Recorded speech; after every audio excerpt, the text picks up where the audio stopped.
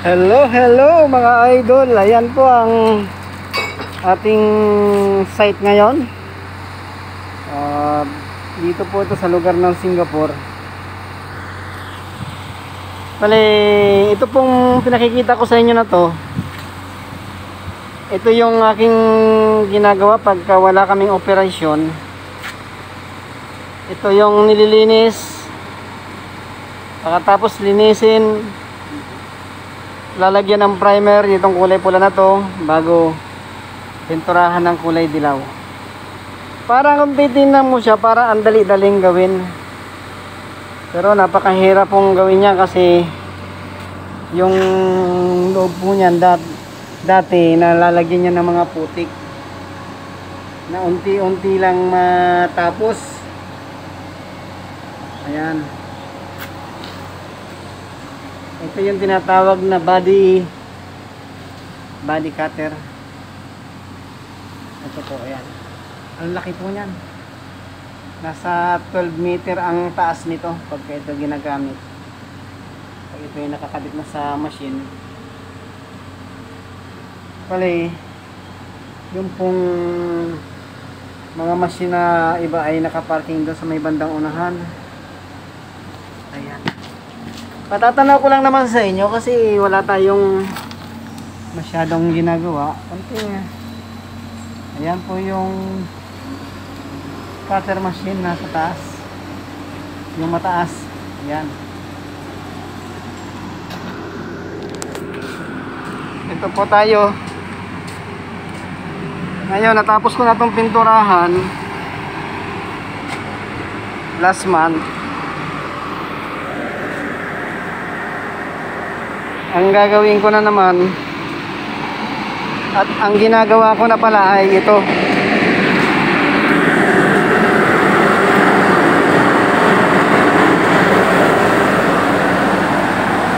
Ito yung tinatawag na kilibar. Kilibar po yan. Kilibar, ginagamitan po yan ng boring bucket. Yan yung kinakabit. Yan po yung ginagamit namin pang hukay.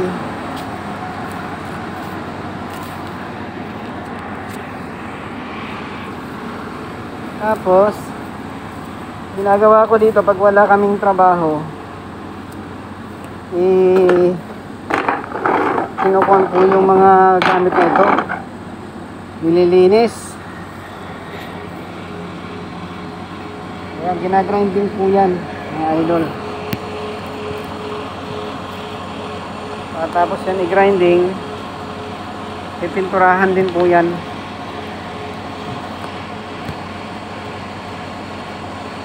Wala tayong stand kaya tis-tis muna tayo sa ganyan mga idol.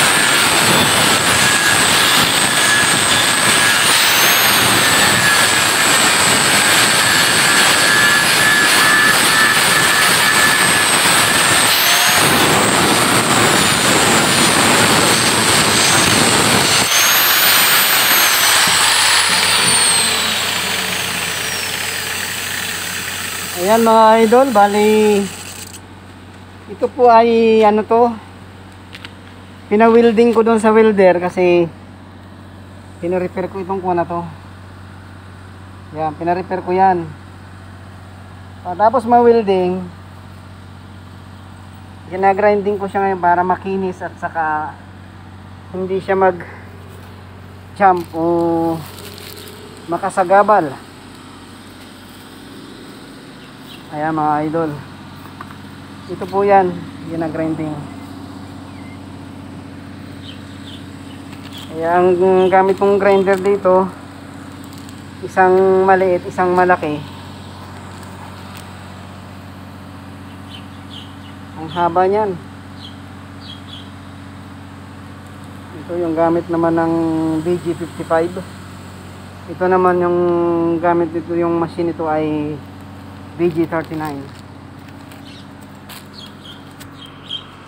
Actually dito sa trabaho na to, walang nagpupo sa akin na trabahuhin ko siya, kundi bilang isang operator. Ako nga pala ay operator. Bilang isang operator, alam naman natin sa sarili natin na kung ano yung dapat gawin sa mga gamit pagka wala tayong trabaho, wala tayong mga ginagawa. Hindi tayo katulad ng ibang operator dyan na tutulog-tulog, gumamit ng cellphone maghapon. Kaya ito po yung ng trabaho natin.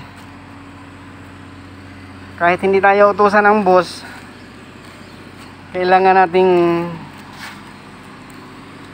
magtrabaho ayon sa dapat gawin o katulad ng mga dapat i-repair. Bali hindi naman po ako mekaniko, balikuan po tayo, operator, iba-ibang machine na gagamit natin. Katulad nitong mga machine na to ng mga nakaparking. Ayan po ang mga machine nakaparking na yan, yung mga grader. Yan po yung mga ginamit ko nung kay dumating dito sa Singapore ng 2017. Kami po yung gumawa ng Terminal 5 runway. Yan po yung totoong istorya ng isang operator. Hindi po mo operator tayo, paupo-upo tayo sa tabi at pa cellphone katulad ng mga kasama kong operator. Ang katuwiran nila, hindi nila trabaho, pero bilang isang trabahador ng kumpanya, kailangan natin gawin ang dapat gawin at nang makatulong tayo sa company. Ayan po mga idol, hanggang dito lang yung ating video. Sa susunod po ulit, maraming salamat.